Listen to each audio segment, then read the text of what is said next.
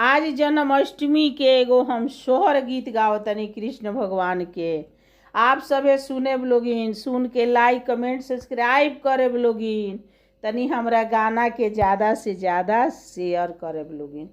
भादो रात के नहरिया तो कृष्ण जी जनम लिहल हो।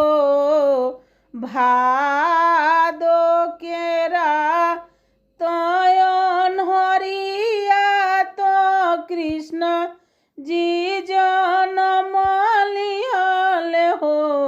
ए लाला ना जनमेले कौन सके जेलावा तो देव की के कोखिया से हो। ए लाला ना जनमेले कौन सके जेलावा तो देव की के कोखिया से हो। टूटी गईले हाथ के हाथ कड़िया तो गोड़ा वा के बेरियानु हो। ए लाला ना सगरी पहरुआ गईले सोई तो वासुदेव चलले नंद घरे हो। ए लाला ना सगरी पहरुआ गईले सोई तो वासुदेव चलले नंद घरे हो। सुपावा मेली हो ले कौन होइया तो सिर पर उठावेले हो। ए वासुदेव चली दिहले जमु ना के बिचावा तो जमु ना जी लहरेली हो। ए वासुदेव चली दिहले जमु ना के बिचावा तो जमु ना जी लहरेली हो।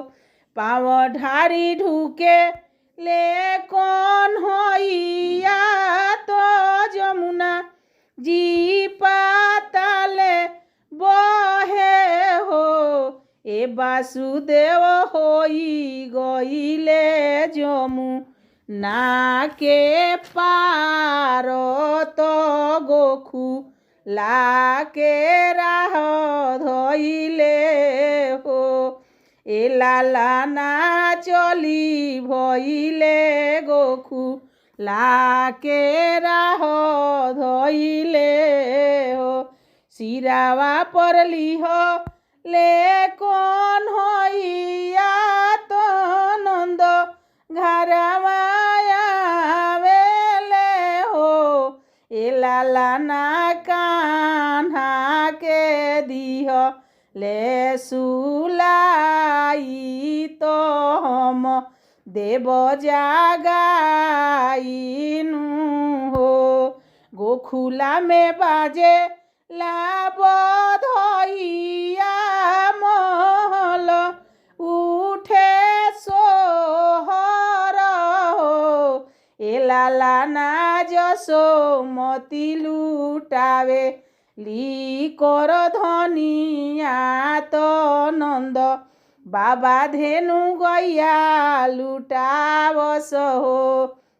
ए लाला ना जसोमती लुटावे ली मोहारावा तो नंद बाबा धेनु गैया लुटावस हो। आप सभी के गाना सुनने के लिए धन्यवाद।